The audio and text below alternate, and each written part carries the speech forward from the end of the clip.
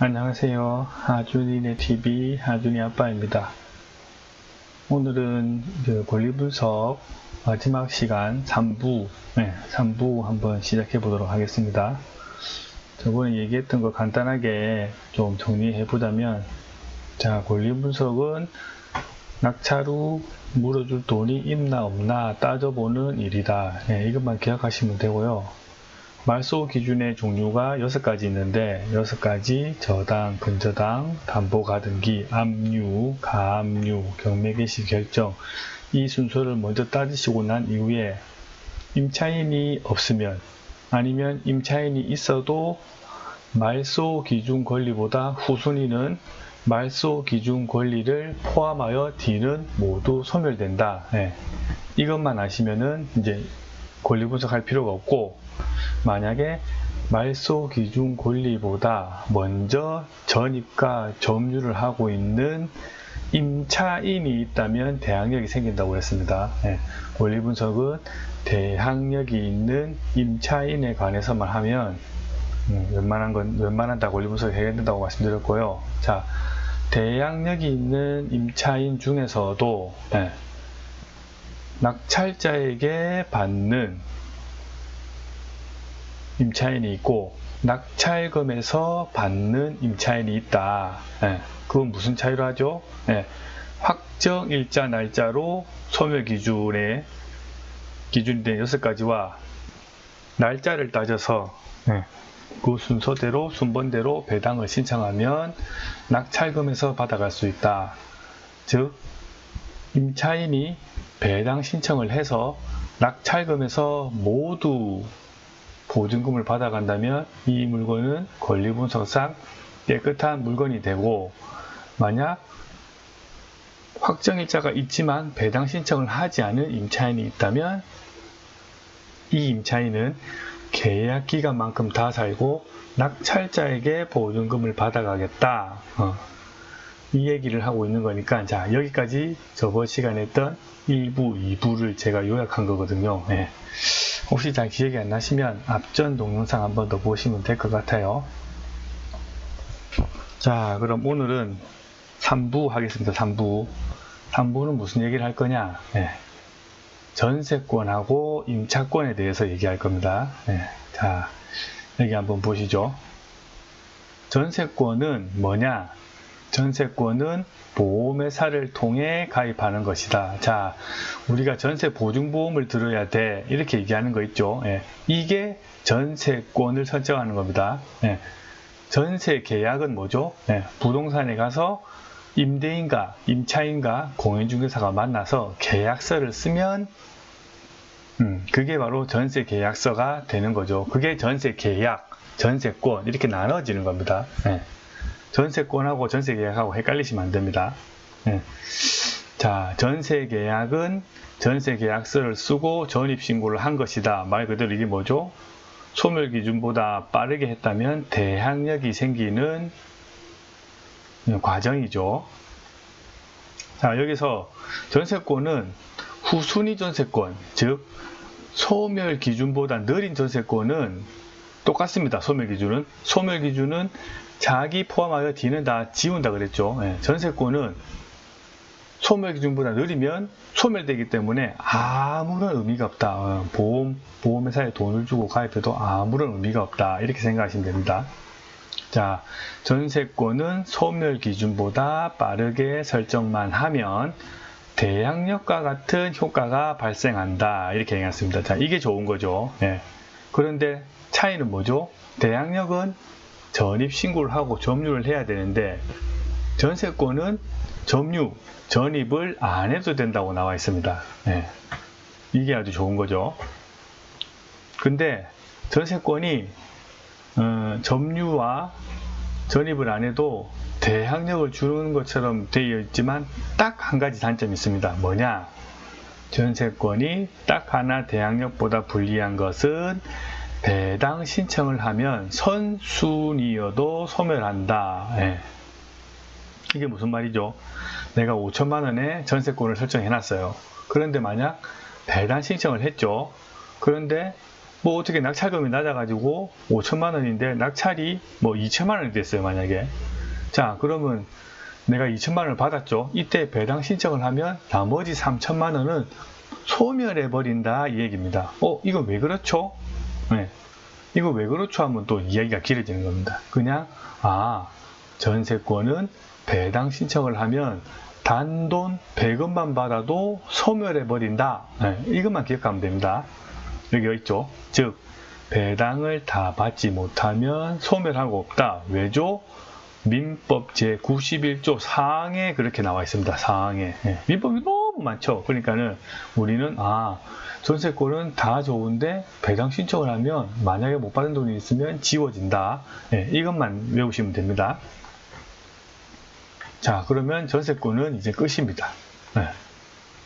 별거 없죠. 자, 그 다음 임차권 다시 말씀드릴게요.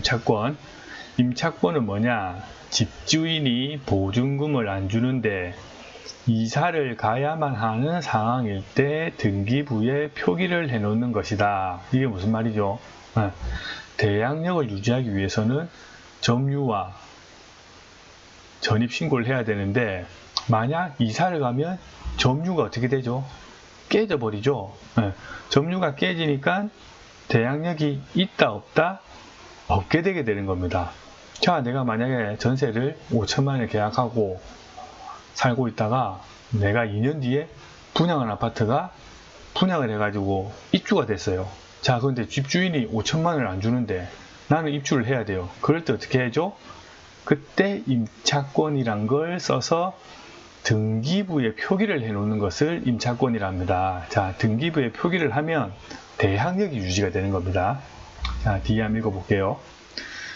그냥 이사를 가면 전입신고와 점유 중 대항력의 조건인데 점유가 풀리면서 대항력이 깨지게 된다. 그럼 보증금을 보장받지 못하게 되는 거죠. 자, 이런 상황을 막기 위해 임차권을 설정해 두면 자유롭게 이사 및 전출이 가능하다. 자, 임차권은 선순위, 후순위가 무의미합니다. 임차권은 선순위, 후순위가 없어요. 임차권 안의 내용, 즉 전입일자와 확정일자를 등기부 등본에 표시해 넣는 것, 그 안의 내용이 중요하다. 자, 이 얘기가 무슨 얘기냐? 임차권은 선순위, 후순위가 없습니다. 자, 내가 2000년 1월 1일 날 전입신고를 하고 점유를 했어요. 자, 근데 2003년에 제가 이사를 가야 되게 된 일이 생긴 거죠. 자, 근데 만약에 보증금을 못 받았어요. 그럼 나는 동사무소에 가서 임차권을 설정할 수 있습니다. 자, 임차권 설정은 어떻게 하느냐? 공무원이 등기부 등본에 이 사람은 2002년 1월 1일부터 살았고 점유까지 했다. 그러니 대항력을 인정을 해줘야 된다고 등기부에다가 도장을 박아버리는 겁니다. 자, 그렇게 하면 이사를 가도 공무원이 인정해뒀으니 법원에서도 인정을 해주고 대항력이 유지가 되는 거죠. 그러니 내 보증금을 낙찰자든 누구에게 3자에게까지 보장받을 수 있다. 이 얘기가 되는 겁니다. 자, 이렇게 아시면 전세권과 임차권은 모두 설명이 됐거든요. 자, 그러면 한번 예를 가지고 한번 말씀 한번 드려볼게요. 자, 우선 전세권의 일반 사례를 한번 찾아볼게요. 전세권의 일반 사례. 여기서 말고, 잠시만요. 전세권의 일반 사례는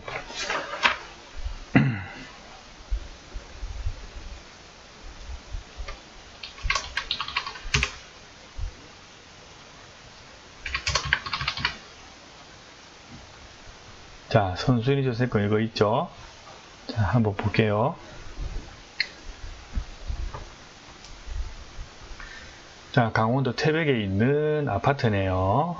자, 권리분석 먼저 말소기준부터 찾아볼게요. 자, 전세권은 뭐라 그랬죠? 소멸기준이 아니라 그랬죠? 자, 근저당 3천만 원이 소멸기준입니다. 자, 10월 8일보다 10월 1일. 자, 강원랜드에서 전세권을 걸었죠. 자, 전세권을 거니까 전입도 필요 없고 배당도 필요 없고 확정자도 필요 없습니다. 4천만 원을 보증보험을 가입했으니 인수된다 라고 되어 있습니다. 자, 여기서 배당 신청을 안 했죠. 만약에 여기서 배당 신청을 했다면 만약에 2,500만 원을 받으면 1,500만 원 날라가니까, 자, 이렇게 되면 낙찰자가 이 금액 외에 전세권을 인수하게 된다. 이 물건은 그 얘기입니다. 자, 다른 물건 다시 한번 보여드릴게요.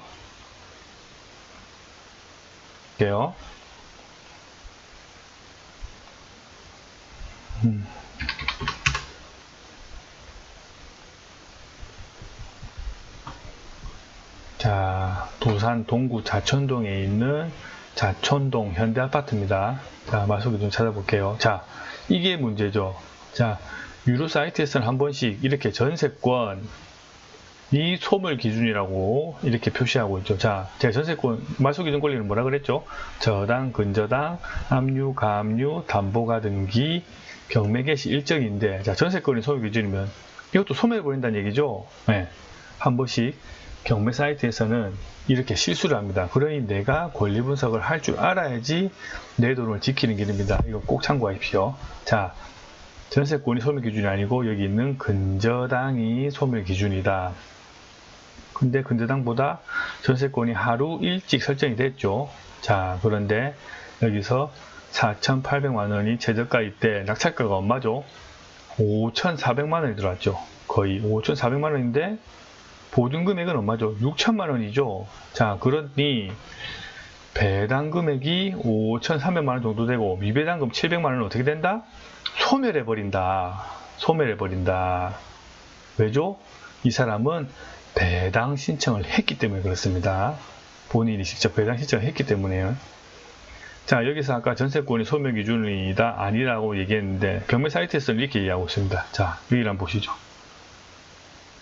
일치하지 않을 수도 있습니다. 자, 이렇게 실수하는 걸 회피하는 식으로 적어놨죠. 기타 서류를 재확인하고 네가 알아서 해라. 자, 인터넷 서비스를 정보만 참여하여 입찰과 관련한 발생한 문제는 스피드 옥션에서는 책임지지 않으니까는 꼭 네가 알아라 이 얘기입니다. 자, 이렇게 실수해서 덜컥 받았더니 전세권이 인수되는 걸 받으면 어떻게 되는 겁니까? 저희가 큰일 나죠. 자, 그러니 꼭 이 정도의 권리 분석은 하실 줄 알면서 경매를 하셔야 됩니다. 자, 만약에 전세권이 여기 임의 경매 근저당 뒤에 있으면 어떻게 된다고요? 소멸 기준 뒤에 있는 전세권은 소멸해버린다. 이거 꼭 알아두시면 됩니다. 자, 전세권은 이걸로 마무리하고요. 이번에는 제가 임차권 사례 한번 보여드릴게요. 임차권 사례. 임차권 사례는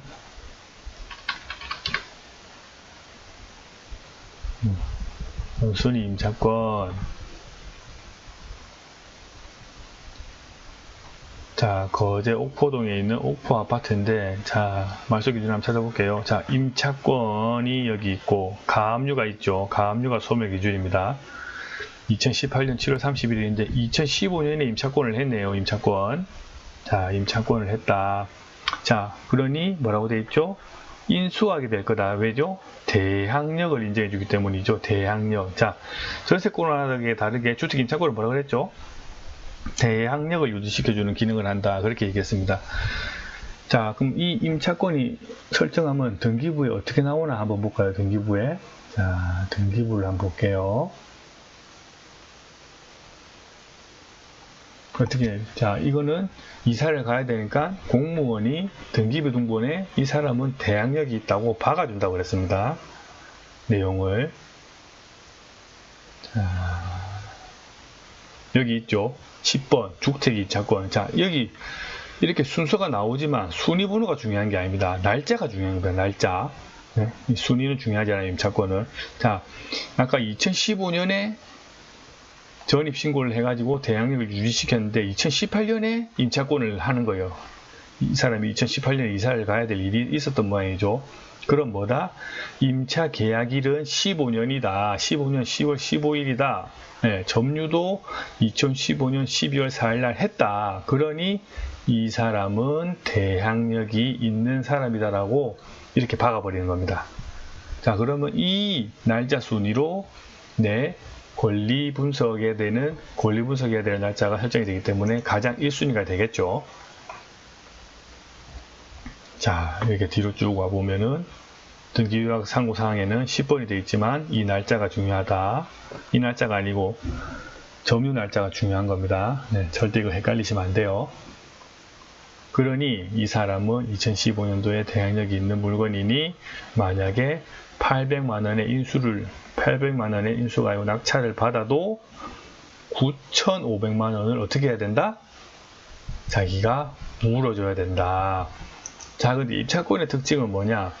원래 대항력이 있으면은 계약 기간을 보장받든 점유를 보장받든 하나를 보장받을 수 있는데, 자, 내가 집을 비웠어요.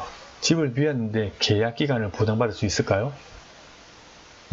집을 비웠다는 건 뭐죠? 난 이 집에서 안 살겠다는 뜻인데, 그러니 임차권은 계약 기간을 채울 수는 없다. 그 얘기는 뭐죠? 임차권은 무조건 배당 신청이 된다. 그 얘기입니다. 네. 왜죠? 이 사람이 안 사는데 난 멀리 있어. 아니, 난 그 계약 기간 채우고 싶은데. 이거는 말도 안 되는 거죠. 네. 그러니 임차권이 가진 임차인은 무조건 100% 배당 신청에 같이 하게 되니까는 그 순위를 따져서 배당 신청금을 받아서 자기가 나가게 되는, 먼저 나갔으니까는 신청을 받고, 만약에 대항력이 있으니까는 낙찰금을 다 못 받았다. 그러면 어떻게 되죠? 낙찰자가 그 돈을 임차권을 한 사람한테 물어줘야 된다. 이 얘기입니다. 자, 전세권, 임차권, 네, 여기까지 이야기 다 했고요. 자, 제가 자, 이렇게 1부, 2부, 3부에 나눠서 제가 권리 분석하는 방법에 대해서 말씀드렸습니다. 자, 이만큼만 알면 맨 처음에 말씀드렸듯이 특수 물건, 그러니까는 특수 권리 분석 빼고 이 정도만 알면은 권리 분석의 80~90%는 모든 게 해결됩니다. 주거용에서. 이 정도만 알면 그러니까 내 돈을 지킬 수 있으니까는 꼭 기억하셔가지고 권리 분석 혼자서도 할 수 있게끔 기억이 안 나시면 처음부터 다시 듣고 하시고, 혹시 모르시는 부분이 있으면 문의를 주시면 제가 설명할 수 있는 부분 내에서는 도와드리도록 하겠습니다. 자, 이렇게 권리 분석 하는 법을 마치도록 하겠습니다.